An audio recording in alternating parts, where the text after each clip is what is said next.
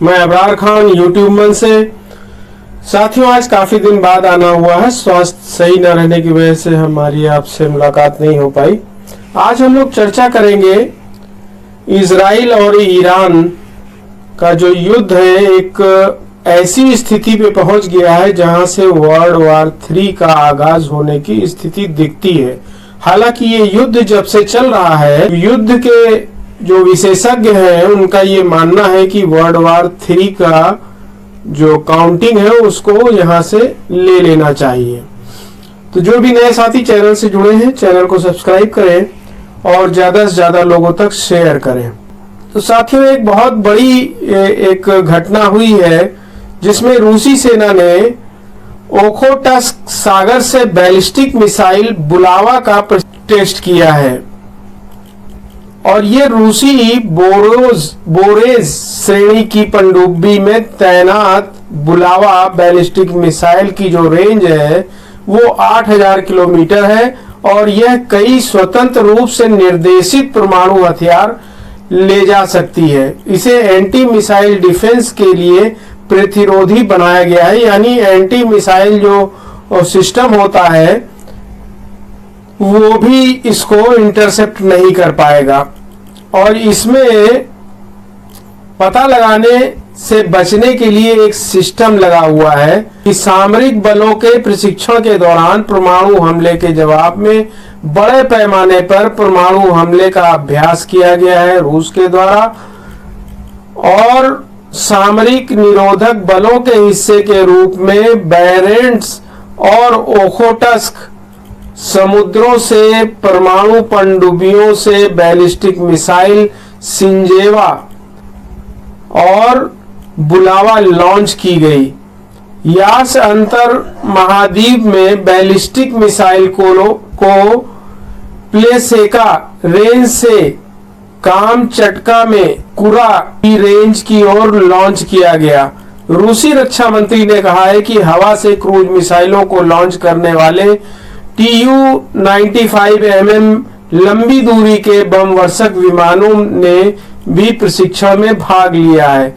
उन्होंने रूसी जो राष्ट्रपति हैं पुतिन साहब को यह भी बताया है कि सामरिक निरोध बलों के प्रशिक्षण के दौरान दुश्मन के परमाणु हमले के जवाब में बड़े पैमाने पर परमाणु हमले का अभ्यास भी किया गया है। और उधर जो एक बहुत बड़ी उपलब्धि ये हुई है, ये तो एक बड़ी खबर थी आप लोगों के लिए कि परमाणु जो हमले को रोकने के लिए या उस पर आगे बढ़ने के लिए जो ये अभ्यास किया गया बैलिस्टिक मिसाइल का, जो कि 8000 किलोमीटर रेंज रखता है रूस के द्वारा, ये एक बहुत बड़ी घटना है और इसे हल्के में नहीं लिया जाना चाहिए। वहीं पर इजराइल ने एक बहुत बड़ी घटना क्रम को अंजाम दे दिया है कि इजराइल ने UNRWA के संचालन पर प्रतिबंध लगा दिया है और जो कि गाजा में मानवीय सहायता जो पहुंचाने का काम करती थी ये संस्था, उसके ऊपर उन्होंने ये प्रतिबंध लगा दिया है, जिसमें ये जो संस्था है उसने चिंता जताई है कि 28 अक्टूबर को इजराइल ने संयुक्त राष्ट्र की फिलिस्तीनी शरणार्थी एजेंसी UNRWA को इजराइल और कब्जे वाले फिलिस्तीनी क्षेत्रों में काम करने से प्रतिबंध लगाने वाला कानून पारित किया है, जिससे गाजा में इसका महत्वपूर्ण कार्य प्रभावित हुआ है। और उधर CIA के जो प्रमुख हैं उन्होंने गाजा में 28 दिन के युद्ध विराम का प्रस्ताव भी रख दिया है, क्योंकि आपको पता है कि अमेरिका में चुनाव चल रहे हैं जिसका वहां पर काफी कुछ असर भी पड़ सकता है, क्योंकि वहां पर जो मुस्लिम आबादी है उसने उसका विरोध कर दिया है। तो उन्होंने इस पर प्रस्ताव रख दिया है और अमेरिकी खुफिया प्रमुख ने इजरायली बंधकों को मुक्त कराने और गाजा में सहायता पहुंचाने की योजना को आगे बढ़ाने के लिए 28 दिन के युद्ध विराम का प्रस्ताव रख दिया है। उधर नेतन्याहू जो कि उन्होंने बयान ये दिया है कि हम और अधिक अरब देशों के साथ संबंध सामान्य बनाना चाहते हैं।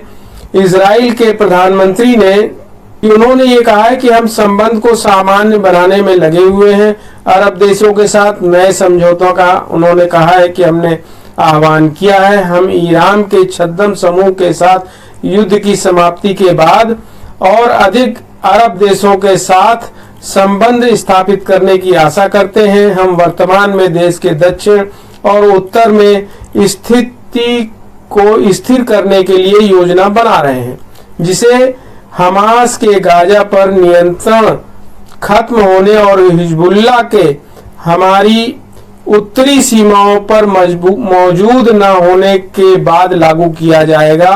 लेकिन अगले दिन हमारे लिए कुछ बहुत ही महत्वपूर्ण रहा है और मैं उस प्रतिक्रिया को जारी रखना चाहता हूं जिसका नेतृत्व मैंने कुछ साल पहले ऐतिहासिक अब्राहम समझौते पर हस्ताक्षर करके किया था और अधिक अरब देशों के साथ शांति हासिल करना चाहता हूं। और दूसरे देश साफ तौर पर देख रहे हैं कि हम उन लोगों को कितना नुकसान पहुंचाते हैं जो हम पर हमला करते हैं।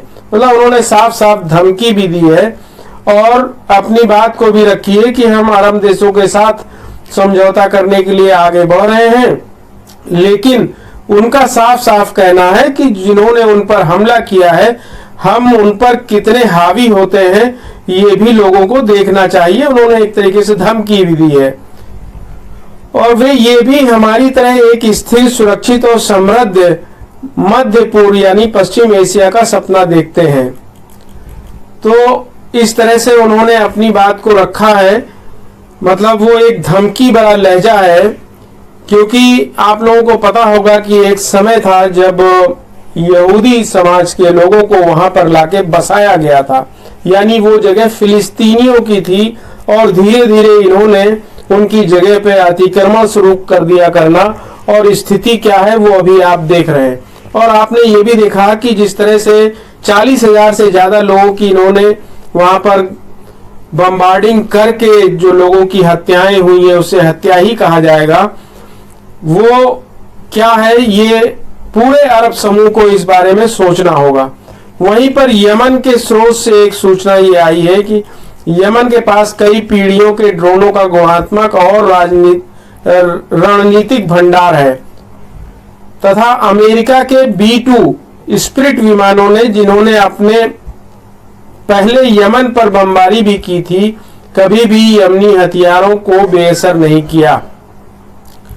इजराइल की तरफ से बात ये आई है कि इजराइल का ये कहना है कि नईम कासिम को हिजबुल्लाह नेता के तौर पर नियुक्त किया गया है, जिसकी घोषणा होने के कुछ मिनटों के बाद गैलरी में रॉकेटों की घातक बौछार की गई जब वहां पर ये घोषणा की गई।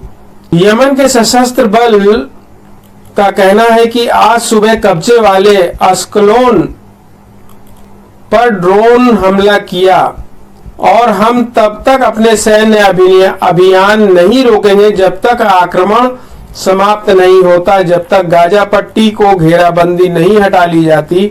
गाजा पट्टी पर जो घेराबंदी की है इजराइल ने, उस पर से नहीं हटा लिया जाता, तब तक हम अपना आक्रमण समाप्त नहीं करेंगे।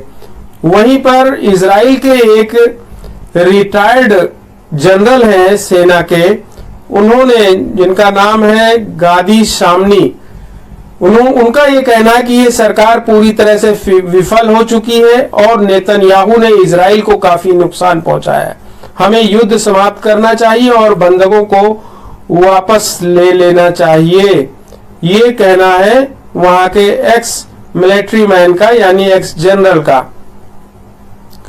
तो इससे अंदाजा लगाया जा सकता है कि वहां की जनता में कितना रोष है और वो किसी भी हालत में नेतन्याहू को अब बर्दाश्त करना नहीं चाहते।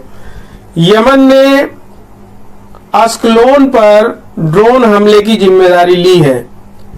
यमनी सशस्त्र बलों के प्रवक्ता ने घोषणा की कि देश ने कई आत्मघाती ड्रोनों का उपयोग करके अस्कलोन में एक दुश्मन औद्योगिक क्षेत्र को निशाना बनाया है।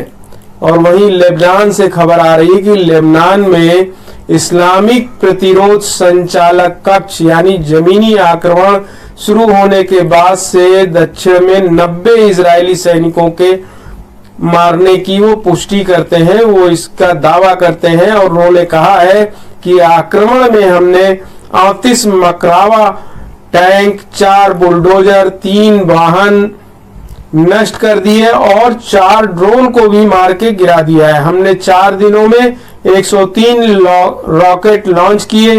तेल अवीव के दक्षिण में 145 किलोमीटर गहराई में उन्होंने ये अपना काम किया है। उधर ही इजराइल के वित्त मंत्री बेजेलेल स्मोट्रिच जो उनका कहना है कि हम एक अलग मध्य पूर्व बनाने के विकल्प का सामना कर रहे हैं, जिसमें जॉर्डन नदी के पश्चिम में फिलिस्तीनी राज्य के लिए कोई जगह नहीं है। वो साफ साफ इनकार कर रहे हैं।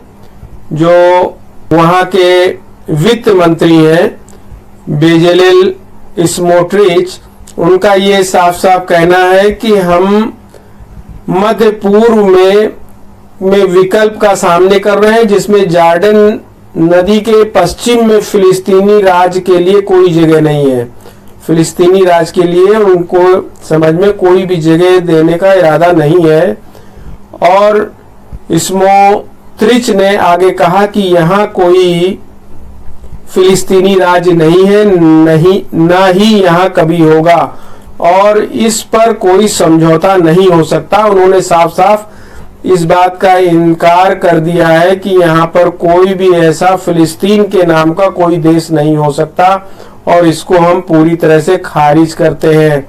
वहीं पर रूस में पश्चिम एशिया में बड़े युद्ध को रोकने के लिए हर संभव प्रयास करने की बात कही है।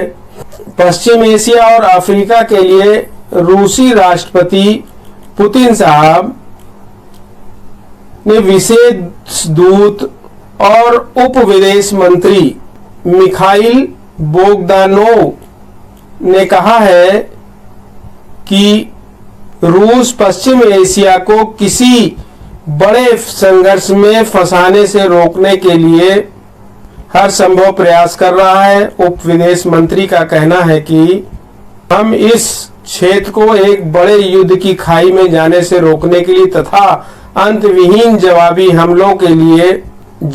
हमलों के इस दुष्चक्र को तोड़ने के लिए हर संभव प्रयास कर रहे हैं। बोगदानोव ने कहा कि मॉस्को सभी संबंधित पक्षों के साथ संपर्क में है और उनसे ऐसी कार्रवाई से बचने का आग्रह किया है जिससे स्थिति नियंत्रण से बाहर हो सकती है। टास के अनुसार वरिष्ठ राजनयिक ने कहा है कि एक भयावह परिदृश्य निकट और पश्चिम एशिया के देशों के हित में नहीं है। मुझे विश्वास है कि दीर्घकालिक स्थिति में इजराइल फिलिस्तीनी संघर्ष क्षेत्र में आगे के रक्तपात को तेजी से रोकना और राजनीतिक और कूटनीतिक समाधान के लिए परिस्थितियों की स्थापना है। नेतन्याहू ने गाजा में मिस्र की युद्ध विराम पहल को खारिज कर दिया है। मिस्र की तरफ से नेतन्याहू के लिए एक युद्ध विराम का एक प्रस्ताव दिया गया था, उसको उन्होंने पूरी तरह से खारिज कर दिया है। इजराइल के प्रधानमंत्री बेंजामिन नेतन्याहू ने गाजा पट्टी में हमास के साथ अल्पकालिक युद्ध विराम के लिए मिस्र द्वारा प्रस्तावित पहल को अस्वीकार कर दिया। मिस्र के प्रस्ताव के लिए अधिकांश इजरायली मंत्रियों के समर्थन के बावजूद तेल अवीव ने नेतन्याहू के विरोध के कारण इस समझौते को अस्वीकार करने का निर्णय लिया है, जिन्होंने इस बात पर जोर दिया कि बातचीत केवल आलोचना के बीच ही होगी। इजरायली मीडिया के अनुसार मिस्र के राष्ट्रपति अब्देल फतह अल सीसी ने रविवार को गाजा में युद्ध विराम के प्रस्ताव की घोषणा की।